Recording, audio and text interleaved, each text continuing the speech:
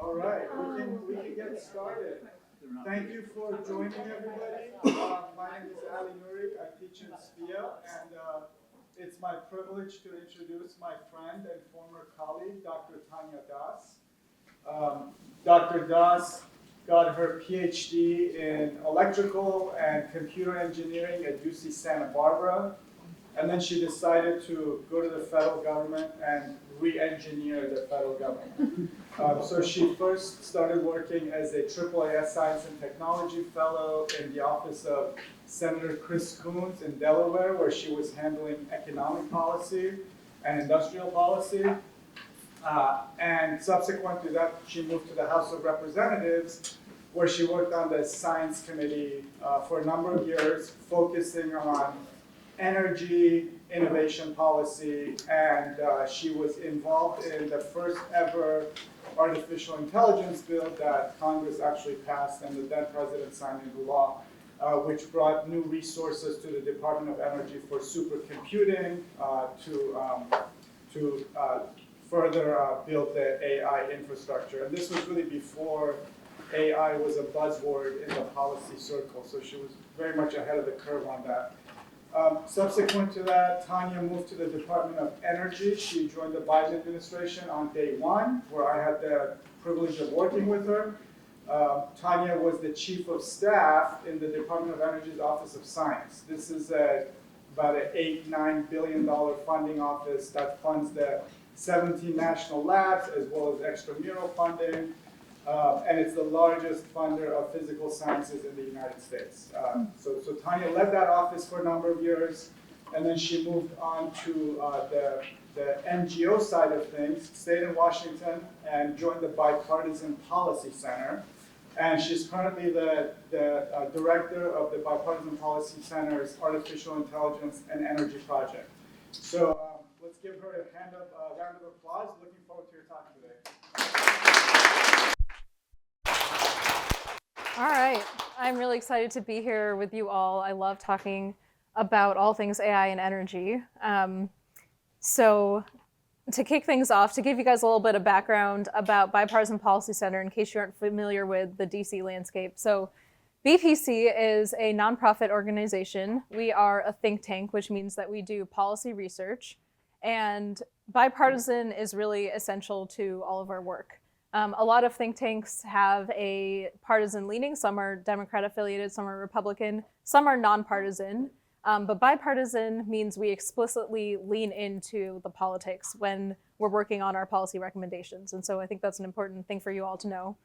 And we were founded in 2007. So our energy program has been around since the beginning of the organization. So we're going on nearly 20 years here at the BPC, and are really excited about what we can accomplish on these set of issues related to AI and energy in our federal government. I don't need to talk too much about this because Ali just gave such an awesome introduction for me, but as you just heard, my background prior to coming to BPC was in government, and I was really excited to launch BPC's AI and energy project last fall with the CEO of NVIDIA, Jensen Huang, who you see in the photo there. He came in for our launch event in Washington, DC. And what I'm going to talk about today is the bulk of our work on our AI and energy project through two key pillars. So one is talking a lot about the electricity load growth due to AI and data centers. And two is understanding and promoting federal R&D on applications of AI for science and energy. So the first half, talking about electricity load growth due to data centers. So BPC published a report on this topic earlier this year with a couple co-authors. And this person, John Koomey, who is president of Koomey Analytics, is a name that you all should know if you're at all interested in electricity demand due to data centers. John Koomey is an expert who's been working at the intersection of energy and tech policy for over a decade, and has closely studied load growth issues over the entirety of that period. He was paying attention to this issue during the last time we had significant load growth, which was during the internet boom. And the interesting thing that we saw was a lot of lessons learned and parallels between what we're experiencing right now due to data centers and what we were experiencing at that time due to growing proliferation of the internet. So in the first part of this talk, I am going to share some of our findings and reflections from this report. If you want more details on any of this, you can go to our website and look up this report, and I'm happy to talk to any of you after the fact on any more questions that you have. But to level set a bit, y'all have probably seen the headlines talking about and the headlines, I'd say, are pretty alarming. Headlines are suggesting that artificial intelligence and data centers are going to crash our grid, are going to prevent us from meeting our goals related to climate change. They're kind of alarming. Our goal with this study was to really understand this is true and to go one level deeper and kind of examine some of the underlying assumptions that are being, and to look at some of the load forecasts that are being put out on what's So for context, as I mentioned, load growth in the electricity sector has been fairly steady in the United States for about the last 10 years. We saw a period of increase before that, but from about the year 2000 to present day, been fairly steady at a national level. The important thing is, though, when you go one level deeper and start to look at different regions of the US, you see a different story. So there has been increasing load growth in particular states in the US. And in Virginia, where I live in Northern Virginia, that is one of the biggest data center markets in the world. So very interesting statistic. People estimate that 70% of the world's internet traffic either originates in or passes through Loudoun County, Virginia, which is a host of many, many data centers. And when you look at the electricity load growth that's projected to occur in that region, you see that a lot of that is coming from data centers. And Virginia has hosted data centers for a long time, for several decades. And it has more data centers than any other place in the US and in the world. And this is important because when we think about the ability for utilities to meet load growth and to accurately forecast that load growth, utilities in different parts of the US have different levels of knowledge and experience and different amounts of time that they've been working with data centers and serving data center load growth. So to put data center load growth in context, it's important to know that load growth is occurring, but it's occurring for multiple reasons. So what we examine in our study and what our findings suggest is that by 2030, we predict that at most 25% of load growth in the US is going to come from data centers, and 75% is going to come from these other sources of load growth. These other sources of load growth include electrification of transportation, onshoring of manufacturing, much of which was brought on by the investments made under the Biden administration from IIJA and IRA for clean energy manufacturing, increasing use of air conditioning and heating because of more extreme weather events. And so all of that is contributing to load growth in the US at this moment. It's not all just data centers. It's also important to remember the role that data centers play in our digital economy and in our lives. Data centers are not just used for AI, they are also used for hosting websites, for cloud data, streaming media content, and more recently, enabling AI applications. That said, a lot of the load growth that we're starting to see due to data centers now, much of that is AI driven. The current estimates I'm seeing is that probably 10% of data centers today are being used for AI applications, and new data centers are likely contributing to about 80% are related to AI applications. So that shift is definitely changing, but as of now, AI is a small percentage of data center use cases as a whole. Furthermore, we see that the forecast for data center load growth varies widely. So this graph that I'm showing you on the right This shows the average annual growth rate due to data centers in the US over several different time periods. And as you can see, we are seeing numbers anywhere from 4% to 27% of load growth. That is the amount of variation in the predictions of how much electricity load growth we're going to see from data centers. So the variation is just huge. And I'm going to talk about why that is in a second. But this is a really important point that I think I really want everyone in this room to digest and internalize. That while a lot of forecasts are being made on load growth due to data centers, the future is just really, really uncertain. And so anytime you see load forecasts about how much electricity data centers are going to use, you should take that with a grain of salt. I talked earlier about the differences in how utilities are serving data center load, and also how they are factoring in how much data center load they can expect in order to determine how much energy they need to build. As I mentioned, in Virginia, that's the region of the US that has hosted data centers for the longest period of time. So when it comes to understanding how to serve these loads and also understanding how to account for them in forecasting, the utilities in that region are pretty I'd say mature in their abilities to understand those loads. However, some other utilities in different parts of the countries have changed their forecasting methods, because in the beginning, they would count any new data center project that came to them. Anyone who said, like, hey, we want to build a data center in this region, they would count that as a project that's definitely happening. But what we know is that data center developers will go to different parts of the country, will go to multiple different sites and query multiple different sites before deciding on an ultimate place in which to build their project.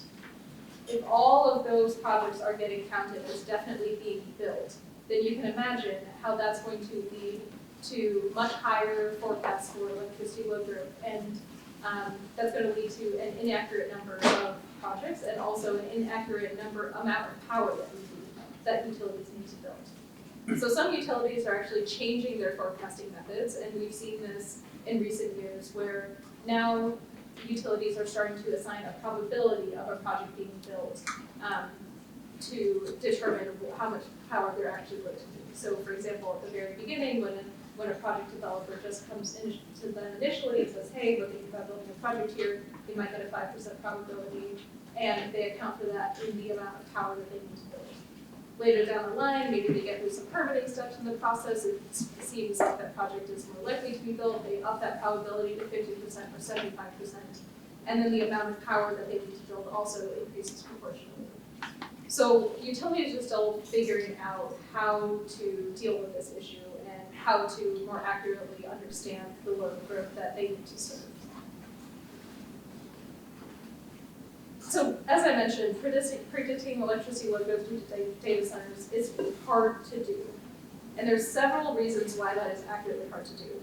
So first of all, we just don't know at this moment how much demand there's going to be in the future for AI services. It could be a lot, it could be little. And that entirely depends on how the technology develops, how business models develop. It's just very up in the air right now. We also don't know about how the improvements in efficiency of AI hardware and software are going to improve in the future.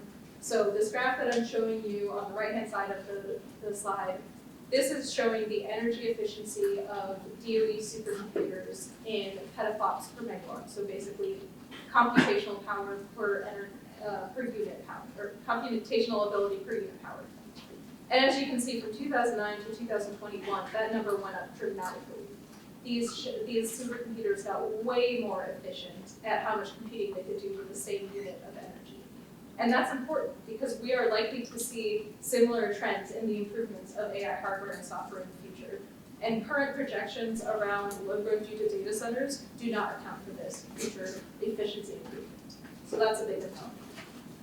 We also don't know how much manufacturing capacity there's going to be to actually build these AI chips. So TSMC, which is a company based in Taiwan, currently manufactures most of the world's AI chips. They are just one company. They are limited in production. They are building a new facility in Arizona to build more AI chips, which we're very excited about, and we hope that's successful and want to see that grow. But we don't know if there are going to be supply chain crunches in the future based on the demand for AI services. And lastly, related to this topic, is the ability to site AI infrastructure. So data centers are, in the US, the number one factor that they're looking for is access to energy. They want to build data centers where they can get power most quickly. And given that we haven't experienced load growth in the US for about a decade, companies are kind of struggling to get on board with that, and regulators are struggling to get on board with that and see how we can meet that load growth efficiently.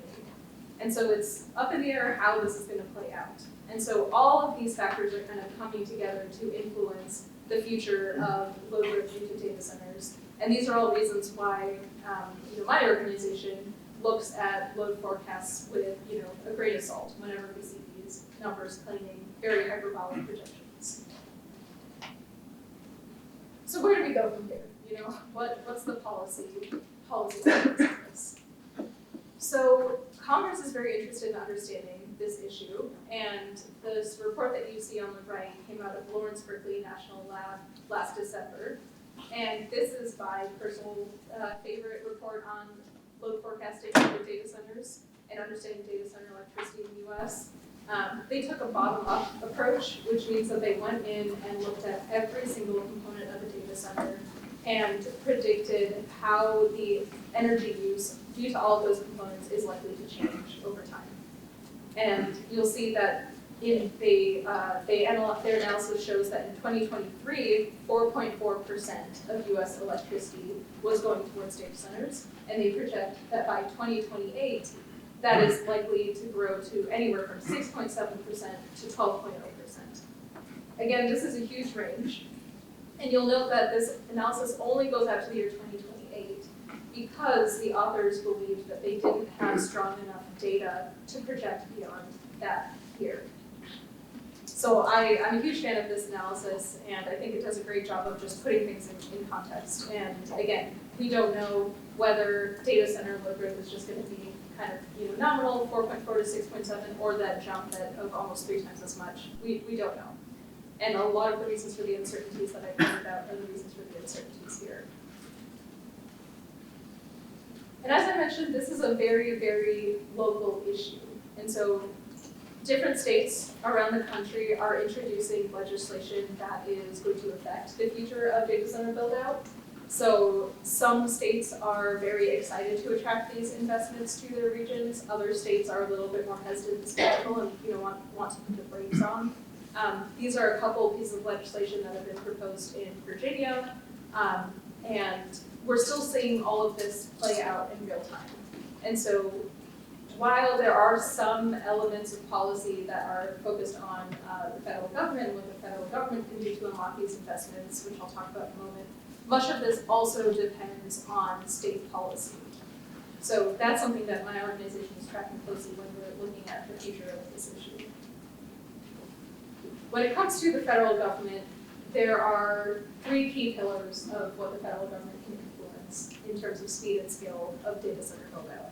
So one is addressing permitting, so the regulatory processes by which it's possible to build energy generation facilities. Another is transmission, so the actual electric lines that transport electricity from a generating facility to the end user. And then our generation mix, so the energy technologies that generate the electricity consumed by the end users. The federal government has a key role to play in all of those pillars, and the first 2 pieces, permitting and transmission, are still being actively discussed in Congress. Activity on those requires new legislation. There are some things that the federal government can do on their own, and the executive branch can do on their own, but in some cases they also need new guidance from Congress. And so Congress is actively looking at those issues and looking at legislating on those issues to unlock those 2.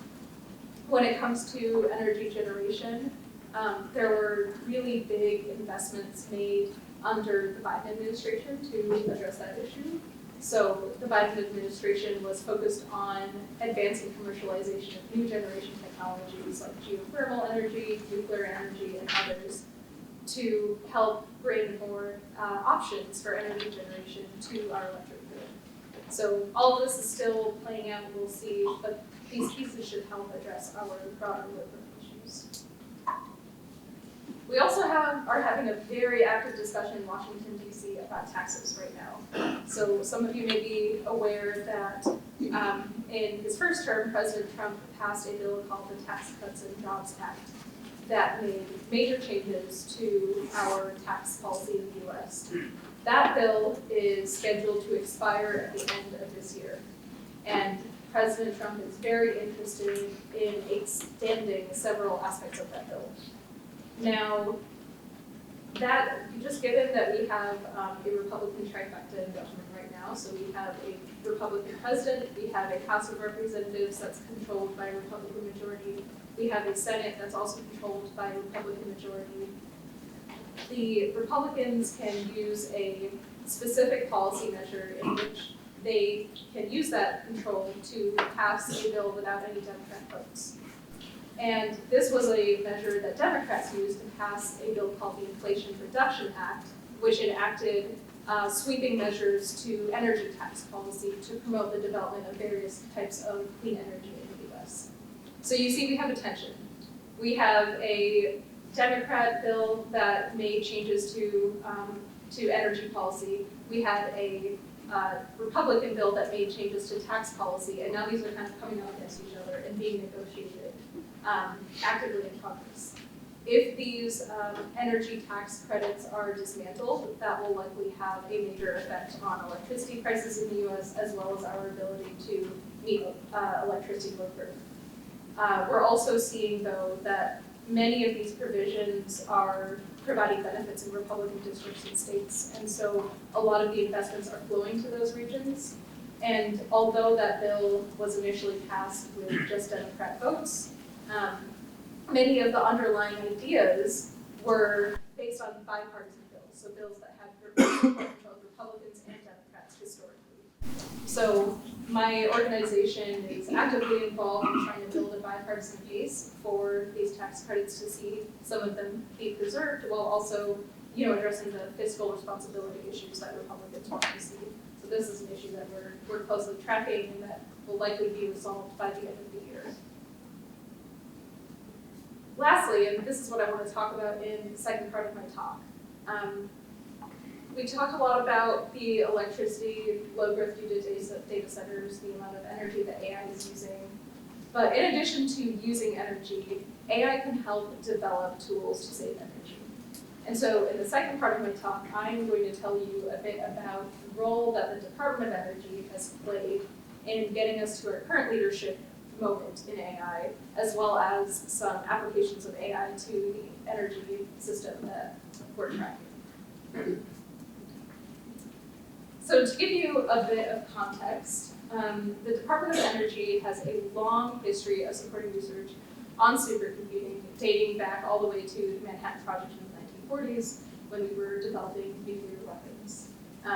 Some of you may be aware that the U.S. Department of Energy is home to our nation's nuclear weapons portfolio. It also has a strong clean energy mandate as well as a strong science mandate, which is the Office of Science where I was chief of staff. And so the Department of Energy, their role in AI has kind of combined those other two features that people know a lot less about, the supercomputing piece and the nuclear weapons piece. And they've been investing in the nation's supercomputing enterprise for a very long time. The way that DOE builds its supercomputers, builds and designs its supercomputers, is kind of similar to the way that private sector builds and designs first-of-a-kind energy projects. So the DOE partnered with the private sector to come up with new ways to do computing, new and innovative ways. They figured out all of the design details, all of the mistakes that needed to be made in order to get the thing to work. And then the private sector has then taken that and put it out at scale. So currently, DOE hosts the world's number one, number two most powerful supercomputers in the world, and they are really, really big in this space. And many of these facilities are being used to advance scientific research in the nation right now.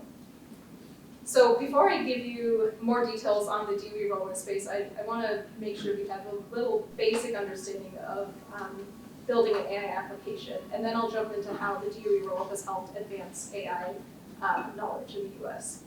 So at a very, very high level, I like to think of ChatGPT as an example of how this relates to this, because that's a tool that most of us are very familiar with. So at the beginning, you start with data collection and preparation. Typically, when it comes to training an AI model, you usually don't have like perfect data that's like clean and exactly in the right form that you need it to be in to extract the insights that you need. So that's the very first part of the process, is like figuring out what data you want, but then getting it AI ready. The second piece is actually doing the AI model training. So you have your AI model, you run the data through the model, you adjust the weights, and in the third piece, validation and tuning, you adjust the AI model further in order to get the outputs that seem reasonable to you. At that point, you actually go out and do the deployment and inferencing. And so that's when the AI model becomes available to users. Inferencing is what you do when you type something into ChatGPT, you're sending in an AI inference. And then that feedback loop, I think, is very important because these usually are not static things. They're frequently being updated and improved. And so that's where the monitoring, maintaining, and updating comes into play. Now, when it comes to building an AI application, you might see that there are a few key things that need to happen in order to enable this. So one, you need the ability to handle massive, massive amounts of data. If you're building a huge large language model like ChatGPT, right? We know that this is trained on a massive amount of data. I mean, some say like the entire data of the internet, which is a huge amount of data. And so you need to be able to have a computing function that supports that. You also need to execute many computations in parallel. If you can imagine, if we took a single piece of data and put it through our AI model for the training and did that with every single piece of data, that would take an extremely long amount of time. And so instead, what they do is execute many of these computations in parallel instead of sequentially, which helps the process go a lot faster. In order to do that, you also need to be able to program in parallel computing instead of sequential computing. And that was a big departure from how computing was done in the past. And so the really cool thing that DOE was involved in was really addressing each of these three issues. So DOE laid the foundation for all of this by designing methods to quickly and efficiently handle massive quantities of data, designing these parallel computers, and developing methods to program parallel computing. These are what DOE lab scientists worked on as they were developing these supercomputers in collaboration with the private sector. The big insight that this led to was putting the first GPU into a supercomputer. So some of you may be familiar that most of our processing is done on CPUs, central processing units, and most AI applications run on something called a graphics processing unit, or a GPU. And prior to 2012, no one had ever thought about putting a GPU in a supercomputer. And some lab scientists at the Department of Energy had this idea because they wanted to think about how can we do some more computing in parallel, and that's the thing that GPUs are really, really good at. It's a hilarious story where they actually tried to buy PlayStations because GPUs were in the past mostly used for video game units. And it went up through their procurement processes in the bureaucracy of the agency, and someone's like, why are you guys trying to buy like video games? Are you just trying to play a bunch of video games in the lab? And they're like, no, we're trying to get access to this hardware, and this is the only way we can do that. So they got it all figured out. They got the PlayStations, they got the GPUs, they partnered with NVIDIA to design a supercomputer that integrated these really niche pieces of hardware at the time, and built the first US supercomputer to integrate a GPU in 2012 called Tanya. And several years later, really cool fact, the computer that was used to train ChatGPT was actually based on a DOE design of the supercomputer. So they've really been essential to this entire process of getting us to the current moment on AI. So to wrap things up, the AI applications in science and energy that are possible are just absolutely exciting in my mind. And there are so many possibilities that I'm really, really hoping that we're going to see unlocked in the next several years because of all this work that's been done in our nation until this point. I'm going to highlight 5 that I'm aware of that I'm very excited about. So one, materials innovation. During my PhD program, I had many friends who were material scientists, and their entire PhD was going into the lab, synthesizing a new material, then using fancy microscopes to then characterize that material and then publish a bunch of papers on the properties of that material. And that could be your entire PhD. That could take you 6 whole years to do. AI is now helping develop new tools by which we can input the properties of the material that we want, and it will spit out and tell you what material you should try to develop in the lab, and completely cut out a lot of those steps in the cycle. It is very efficient, not just from a time perspective, but from a materials perspective and labor perspective, right? Because you're not wasting so much time in the lab and not wasting so many chemicals and time on your fab machines trying to get this thing to work, because you already know what you're trying to get at the end of the day. So that's what I'm super excited about. The Department of Energy is using this mechanism to design new battery materials for energy storage, and we've already seen some preliminary results indicating that that's going to be a really successful breakthrough for that technology. We've also seen examples of how AI is helping with wind farm optimization. So when you have different wind turbines in a field, as you might imagine, when the wind comes in and blows at one end, that's going to affect the turbines at the front very differently than how it affects the wind turbines at the back. And so there was a company that used AI to decide where the turbines should be positioned relative to each other to maximize the output of energy that they get from all of the turbines based on the wind flow patterns. And that was using artificial intelligence. We've also seen examples relating to wildfire prevention. So I used to live out in California, and there were instances in which, because the grid lines, the lines that carry electricity, were very close to trees, they would actually spark wildfires when they came into contact. And I'm sure you guys have seen like the horrific headlines about the amount of wildfires going on in California of late.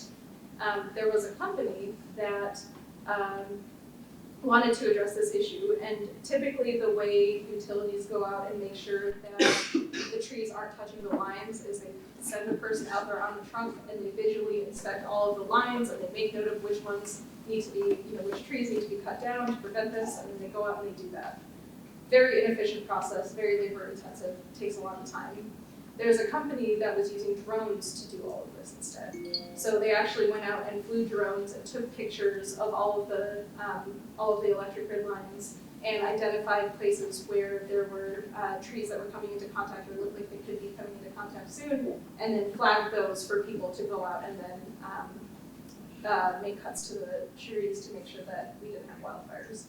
So just writ large, I think there's a lot of exciting opportunities in this space across the entire science and energy ecosystem.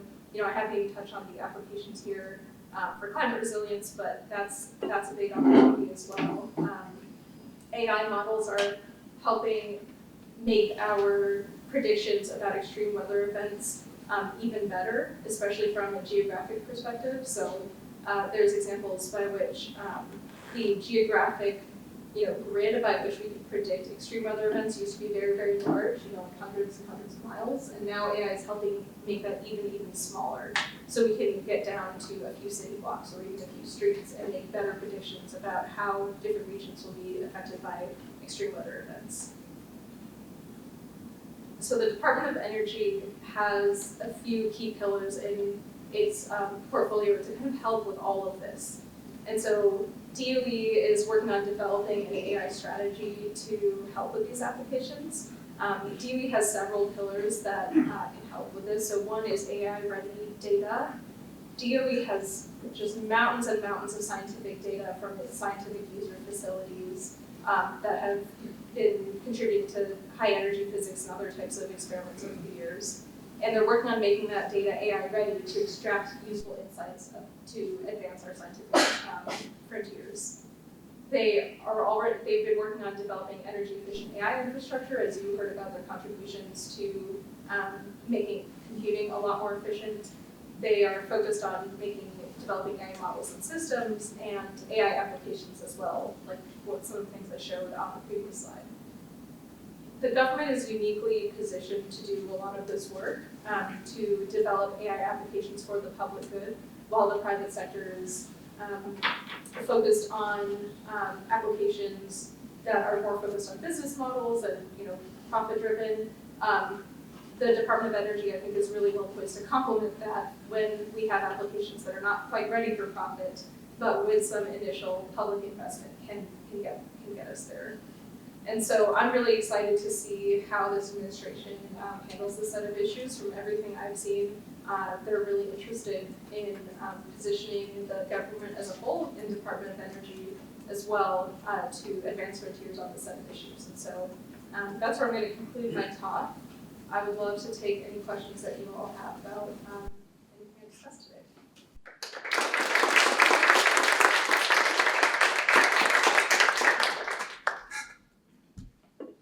Hi, my name is Archibald Davis. I graduated here in electrical engineering in Princeton many years ago and built the first 10 supercomputers on the campus. Designed it. A lot has changed since then. We're working on energy efficiency now. It's kind of ironic that in his book on thermonuclear war, Herman Kahn said perhaps humans are only the evolutionary ancestor of the computer and only designed to design the circuits until they can be self-replicating. Well, anyway, it's ironic that computers were going to kill us eventually. How are they going to do it? Well, they're going to take all the electricity off the grid. Who would have thought? So, they also spent a lot of time modeling the grid, the electrical grid, and it's interesting. So the question is, what will AI do? And as you presented, it's a wide variance in those predictions. But it's certainly possible instability. We have right now, the customers call, they say, well, here's your energy saving computer. Can you do AI with it? They all want AI. Well, what does that mean? Well, we want a kilowatt GPU in there. Can you cool that thing? And the answer is barely.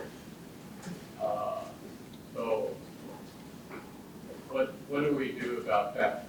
And also, just one last thought, and I visited one of these data centers in Loudoun County recently, and they had an experimental liquid cooling project. It was small, just as big as one of these tables, really.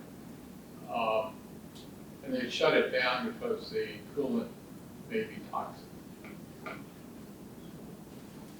Where is that going to go? So I think all of these technologies are still under development. It was only very recently that data centers started thinking about energy efficiency.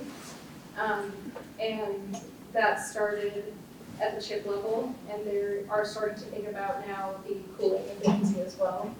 And so I think that's going to be worked out in real time. I don't think we have answers yet on what the future of that will look like. Other questions? Yeah, thank you so much for your talk, Dr. Das. My name is Raphael. I have a question about the politics of this. You mentioned that bipartisan policy center really leads into the politics of it, and how like some states are excited for data centers to come, others are a little bit more wary. My understanding is that when you build a new data center, you need new transmission capacity, probably if you're exceeding whatever the capacity currently is. But the cost of that extra transmission usually gets passed on to consumers who aren't benefiting directly from AI in the data centers, right? And data centers themselves don't bring a lot of jobs. So I wonder if you could talk a little bit more how as Bipartisan Policy Center and maybe your previous job at the DOE, how you're thinking about the equity and distributional impacts of increased load, and what policies and regulations you're thinking for our RTO should be thinking about when making sure, okay, if we're having a data center come here, how are we gonna make sure these costs are equitably borne by the company that is most benefiting for this increased energy? Yeah, so the data is still out on whether building a new data center increases electricity costs for other ratepayers who are in the same region. It's inconclusive. I have seen studies that say it definitely increases costs, and I've seen studies say that it definitely does not. And I saw a study that came out of an organization in Virginia, which, as I said, has the most data centers in the nation, in which they said it definitely is not increasing costs for ratepayers who live in Virginia, who live near data centers. So that doesn't mean that if this issue is not handled correctly, that it won't. I think there is definitely a risk that it could. And that's why it's really important for public utility commissioners who are making these decisions about what loads they're allowing to come to their regions to carefully analyze each of the new agreements that companies are coming to them with. But again, this is probably the theme of my talk, is like, we just don't know. There's a lot of uncertainty, and that's another area where I'd say there's a lot of uncertainty. In Northern Virginia for a long time, I think folks were very pro data center because those investments were bringing a lot of property taxes to the region. And that has been used to reinvest in communities and has a lot of positive economic outputs from that perspective. So when it comes to what are the benefits of data centers, I think jobs are a good statistic, and I have heard that data centers can come with some construction jobs, but you're absolutely right, once the data center is built, in terms of operations jobs, that's not high in number. And so I think companies are thinking about what other benefits they can bring to a community to make sure that they are being good stewards and good partners with communities that they're investing in. So jobs, I think, is one, but I think there are also like other kind of statistics we can look at to see a more comprehensive picture of what the effects of data centers are on communities. Other questions? Thank you for the talk. I was wondering, if I remember correctly, you said in the beginning of the talk that this report came out around January, and since then I feel like there's been a lot of development with respect to data centers, and I saw news as well that Microsoft is now canceling data centers globally, and I was wondering if you think, based on like past developments, you would now actually update some of the parts of the report, or if you think that there's still potentially a very high demand of energy from data centers. Thank you. Yeah, I again think that we just don't know. I know that's not super helpful, but one thing we didn't talk about in this talk was the announcement of DeepSeek, an AI model that came out of China that was claimed to be much more cost efficient and energy efficient than our US models. And that alarmed a lot of the folks, I would say, in the policy sphere, who were like, oh, this means that the AI boom is not happening and we don't need to build all these data centers and we way over predicted. And like, I don't think that's the right conclusion. I think the right conclusion is that there are many more innovations possible in AI models than what we previously imagined, and that is an area for investment in the US, and greater focus in the US is like developing better AI algorithms that are more energy efficient, cost efficient. But that said, again, I think we just are still seeing how it was going to play out in real time. And that is why the report that we worked on didn't actually make any projections about what the future of load growth is likely to be due to data centers. We more investigated underlying assumptions and reasons why we don't know with accuracy. We can't make that determination with accuracy. And I think those reasons probably still remain true. We'll go to the back end. Thank you for the talk. I have a question about the limits of predictability on some of the pieces about load growth. Do you consider us to be in a regime at this point where We have reached that limit of how well we can predict future load growth in terms of the information that we have available to us and the models that we're working with? Or are you seeing that we're at an inflection point where the processes that motivate load growth in different scenarios are different and changing at this point? That's what's causing so much of the unpredictability and difficulty in some of these issues. Yeah, that's a really interesting question, and I wish that I were an energy modeler so I could answer that question for you better. I don't know the intricate details of how the models are put together, but I will say back during the internet boom, there were similar projections where folks were estimating that like 70% of the world's electricity was going to be used to power the internet, and that clearly didn't happen. And so it may be the case that anytime when there is a big transformative technology, we struggle to kind of quantify its outputs until we understand it better, and then are able to come out to a middle ground, would be my guess. So this report came out in January, and it's kind of where your cutoff is, just like we see in the various chat GPT forms. There's a cutoff for data and information. And you don't have to answer this question. I'm trying to answer it in a way, ask it in the way you can. But we're in a new world since the inauguration in terms of a lot of the direction of policy. And having worked with various members of both political parties, can you talk about what you're sensing? I mean, is there a retraction of some, we sense, just reading the news, there's a retraction of a lot of these initiatives. So do we have to wait till a storm passes? Do we have to wait 4 years? Do we have to wait 8 years? I mean, I don't know where you have a sense of where discussions may go. Yeah, and there's a whole set of underlying things happening right now that are affecting the academic community and the science, R&D enterprise as a whole in the U.S. Because of decisions that are being made by the administration.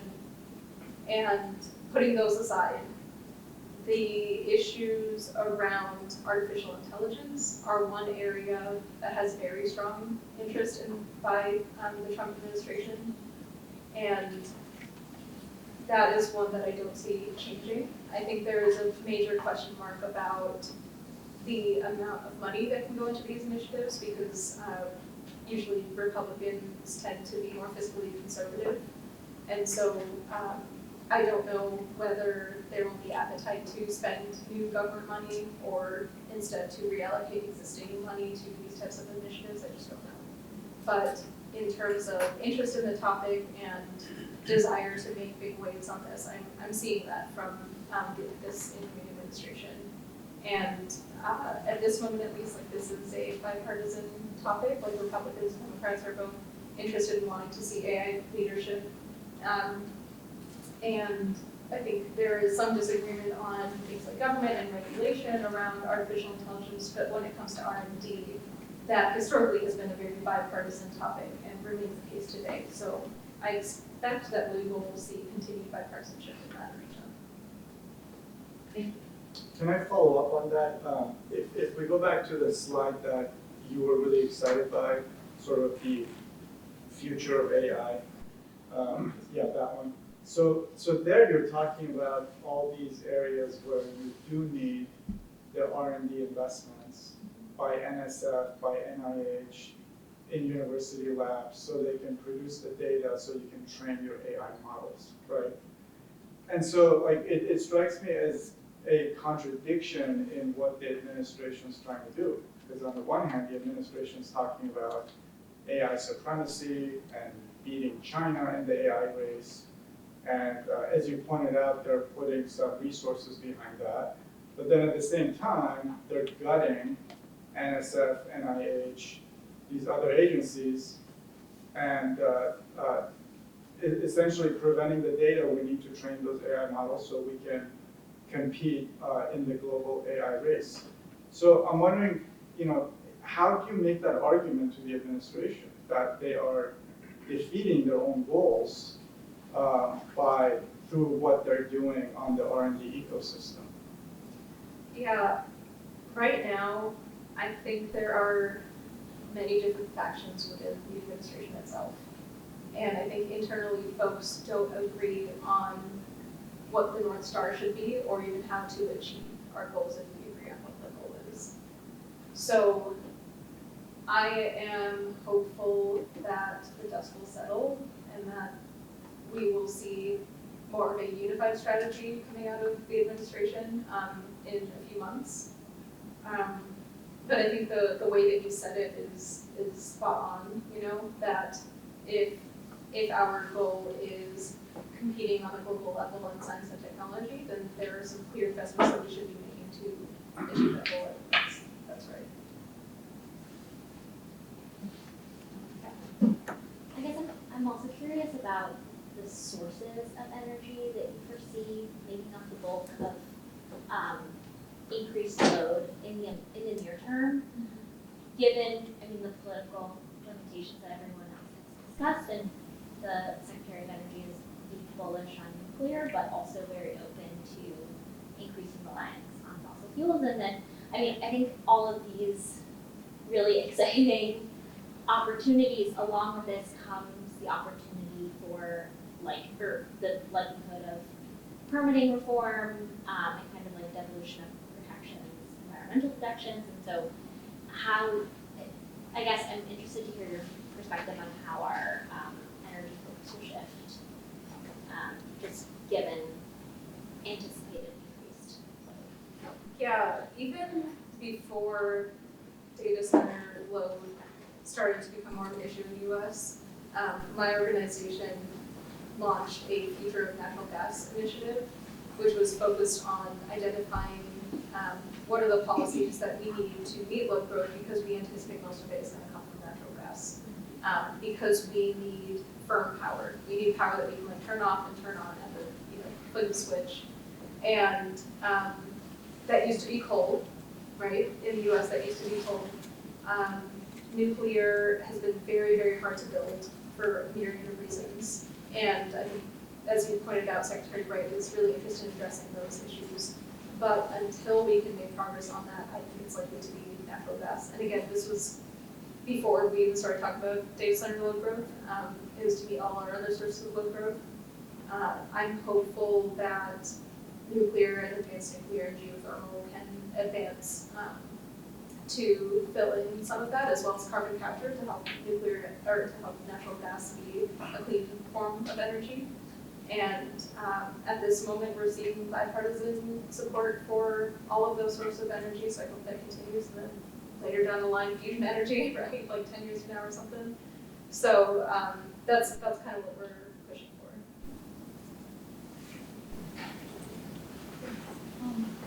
I wonder if the data center have any energy consumption patterns. So if we add to the peak load or uncertainty of the energy system that's making the burden challenging. Yeah, that is a big topic right now that folks are trying to figure out. So we talk about data centers as if they're like a firm, fixed load, like a constant load on the grid, which in fact is not the case. When it comes to AI models in particular, when you're training AI models, you'll see like a firm load, and then it dips all of a sudden for a couple minutes, and then it comes back on as like a firm load at a high level. And there are some concerns about the effects that can have on the electric grid, because that kind of instability can lead to instability in all the other loads that are connected to the electric grid. And so they're trying to figure out some ways that can be addressed. As an example, putting aside this dipping issue, just the fact that data centers are such a high load and they require a ton of energy compared to other sources of load, Google is investigating a way by which they can treat all of their data centers in the US as like a campus and kind of shift their energy use across different parts of the US based on what parts of the grids are stressed at any given time. So if one area is experiencing a heat wave, that Google has a data center in, then maybe they shift that to a different region of the US that has like excess capacity. So that's one example, and that's Google is pioneering that effort, but other data center developers are starting to sign up into voluntary commissions to investigate whether this can be done at wide scale. So that's definitely something folks are concerned about, and folks are trying to develop some novel methods to address that. Thank you so much. Is there any discussion about having some data centers just be totally off the grid on their own grid, supplying their own energy, either through like small modular reactors or like a solar farm, whether or not that would like make it like not the public's problem? Yeah, there is, and that is a very controversial issue right now. So for a variety of reasons. Usually it's rare that there will be a load that is completely disconnected from the grid at all. Like sometimes a load might come with its own generation, but be connected to the grid in the event of an emergency, right? And so in that case, there are arguments that data centers should have to pay for those grid services because they're using them. There is also concerns that if data centers go off and do their own thing, regulators are kind of determining what the role of utility should be, because right now most of our power in the US does flow through this regulated utility system. And so if you take utilities completely out of that equation, what does that look like? We don't even have a model for that from a regulatory standpoint. So all of this is being hotly debated right now by FERC at the federal level, and also in state PUCs, public utility commissions as well. It's very controversial, and I think we'll see some decisions being made this year that will determine the future of that. But it's definitely an option, and folks are determining like what they think should be legal and what shouldn't on that topic. One last question. Alex? I don't want to end on a negative note. I'll try to spin it into a positive. Thank you so much for this talk. It was quite a sort of a very optimistic vision of AI, and I very much share many of the ideas that you shared. But obviously, there are also security risks associated with AI, and so I'm curious how your center, the BPC or the DOE, thinks about them, and what gaps you see in terms of policy and regulation. Yeah, when it comes to AI applications in science and energy, I think we're in our own world a little bit, because there are broader like privacy and governance and regulatory concerns for other applications of AI. So I'm not going to talk about any of those. I don't even, I'm not well versed enough on those issues. But on these applications, I think the biggest risk is cybersecurity.